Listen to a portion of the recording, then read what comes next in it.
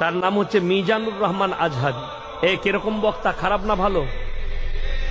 মারাত্মক বক্তা, কোরআন হাদিস। বর্তমান বাংলাদেশে তরুণদের অহংকার, যুবকদেরকে এত সুন্দর সুন্দর ওয়াজ শোনাচ্ছেন। এরকম একটা বক্তব্য দেওয়ার মতো জেনারেল শিক্ষিত পার্সন বাংলাদেশে আদৌ পাওয়া যাবে কিনা সন্দেহ। ওনার মতো সেকেন্ড কেউ নাই।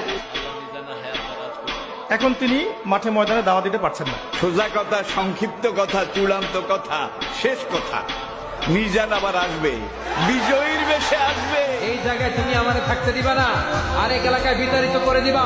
ওইখানের প্রতিটা মানুষের হৃদয়ে আমি কোরআনের দাওয়াতকে পৌঁছে দেব। আমাদের কাজ হচ্ছে পৌঁছে দেওয়া। আমি দেশে থাকি, আমি বিদেশে থাকি,